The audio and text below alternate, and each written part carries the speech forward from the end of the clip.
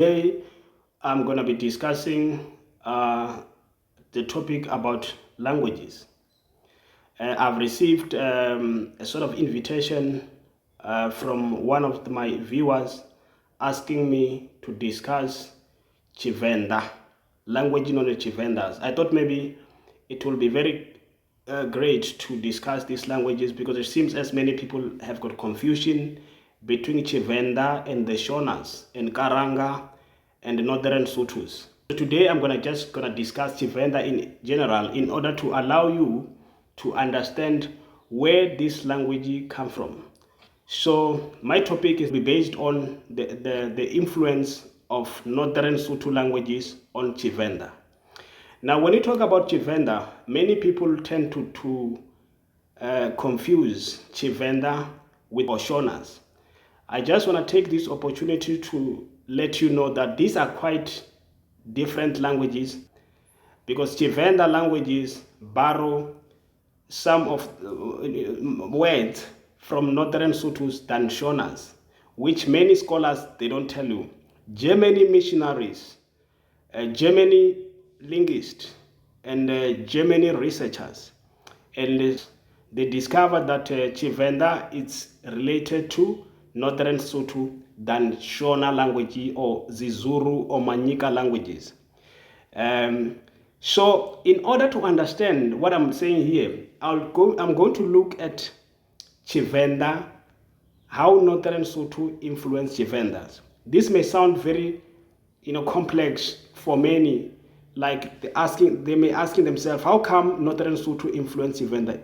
Northern Sotho indeed influenced Tshivenda in the sense that Northern Sotho is the oldest Khalaka tribes. They are oldest. Tshivenda language emerged when the Venda migrate from Zimbabwe to Zoutpansberg.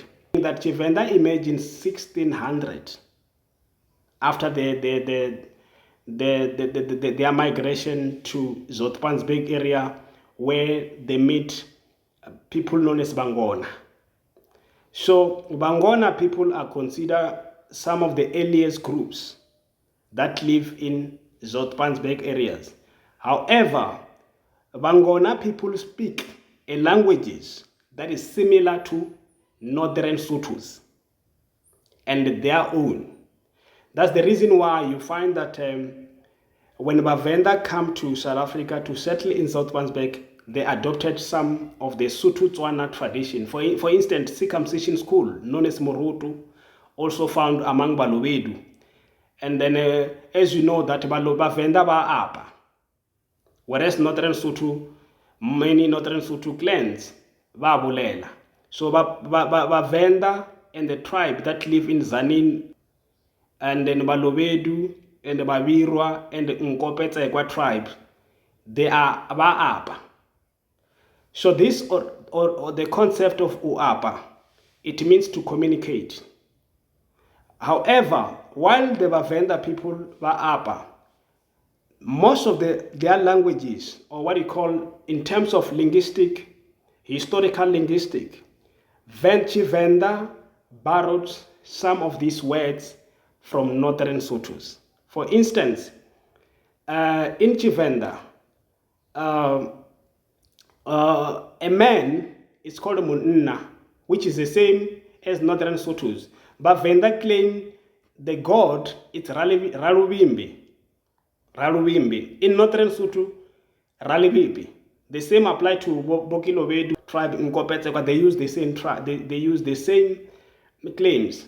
But Venda, when they call Mosidzana is a girl in Tshivenda, whereas in Setswana or Northern Sotho languages, it's called Mositsana. Mori, tree in Tshivenda is Mori, or in Northern Sotho it's Mori.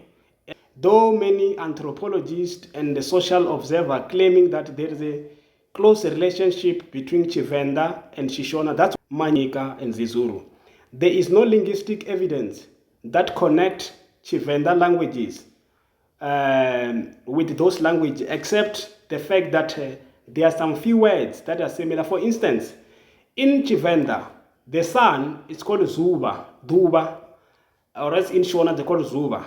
However, when it comes to the speaking, uamba Tshivenda, Bavenda ba amba, whereas Mashona vanotaura, ndinotaura Shona, ndiamba Tshivenda. Whereas Basotho ba just like Makgoba tribes, BaLobedu, Babirwa, ba apa, ndikwamba, kiapa. In Tshivenda,